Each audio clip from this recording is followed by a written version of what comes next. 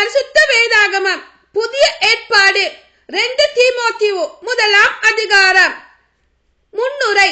வாழ்த்து. விசுவாச அடிப்படையில் என் உண்மையான பிள்ளை தீமோத்தேயுவுக்கு நம் மீட்பராம் கடவுளும் நம்மை எதிர்நோக்குடன் வாழ செய்யும் கிறிஸ்து இயேசுவும் இட்ட கட்டளையின்படி கிறிஸ்து இயேசுவின் திரு தூதனான பவுல் எழுதுவது. தந்தையாம் கடவுளிடமிருந்தும் நம் ஆண்டவராம் இயேசு கிறிஸ்துவிடமிருந்தும் அருளும் இரக்கமும் அமைதியும் உரித்தாகுக. நலமான போதனை. பொய் போதனை குறித்து எச்சரிக்கை. நான் மசிதோனியாவுக்கு போகும் போது உன்னை எபேசில் இருக்கும்படி கேட்டுக்கொண்டேன். அங்கே சிலர் மாற்று கொள்கைகளை கற்பிக்கின்றனர். அப்படி செய்யாதபடி அவர்களுக்கு கட்டளை இடு. அவர்கள் புனை கதைகளிலும் மூதாதையரின் முடிவில்லா பட்டியலிலும் கவனம் செலுத்துகின்றார்கள்.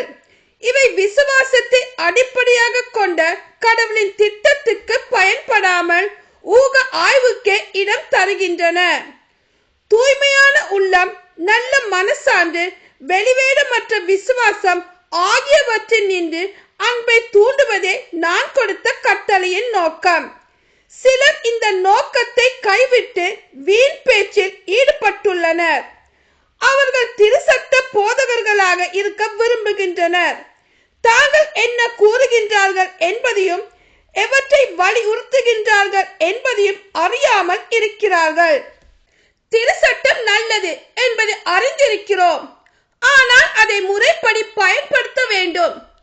திருச்சட்டம் நேர்மையானவர்களுக்காக இயற்றப்படவில்லை. மாறாக ஒழுங்கு மீறுவோர், கட்டுப்பாட்டுக்கு அடங்காதோர், இறைப்பற்று இல்லாதோர், பாவிகள், தூய்மையற்றோர், உலக போக்கை பின்பற்றுவோர், தந்தையை கொல்வோர், தாயை கொல்வோர், பிற மனிதரை கொல்வோர், பரத்தமில் ஈடுபடுவோர், ஒரு பால் புணர்ச்சி கொள்வோர், ஆட்களை கடத்தி விற்போர், பொய்யானை இடுவோர் மற்றும் நலன் தரும் போதனையை எதிர்ப்போர் ஆகியோருக்காகவே திருச்சட்டம் இயற்றப்பட்டது. இந்நலன் தரும் போதனையை பேரின்ப கடவுள் என்னிடம் ஒப்புவித்திருக்கிற அவரது சீர்மிகு நற்செய்தி. கடவுளின் இரக்கத்துக்கு நன்றி. எனக்கு வலுவூட்டும் நம் ஆண்டவராகிய இயேசு கிறிஸ்துவுக்கு நன்றி செலுத்துகிறேன். ஏனெனில் நான் நம்பிக்கைக்குரியவன் என்று கருதி அவர் என்னை தம் திருத்தொண்டில் அமர்த்தினார். முன்னர் நான் அவரை பழித்துரைத்தேன், துன்புறுத்தினேன், இழிவுபடுத்தினேன். ஆயினும் நம்பிக்கை கொண்டிராத நிலையில் நான் அவ்வாறு நடந்ததால் அவர் எனக்கு இறங்கினார். இயேசு கிறிஸ்துவோடு இணைந்த நிலையில் ஏற்படும் நம்பிக்கையோடும் அன்போடும் நம் ஆண்டவரின் அருள் அளவின்றி பெருகியது. பாவிகளை மீட்க கிறிஸ்து இயேசு இவ்வுலகிற்கு வந்தார். இக்கூற்று உண்மையானது, எல்லாராலும் ஏற்றுக்கொள்ளத்தக்கது. அந்த பாவிகளில் முதன்மையான பாவி நான். ஆயினும் கடவுள் எனக்கு இறங்கினார்.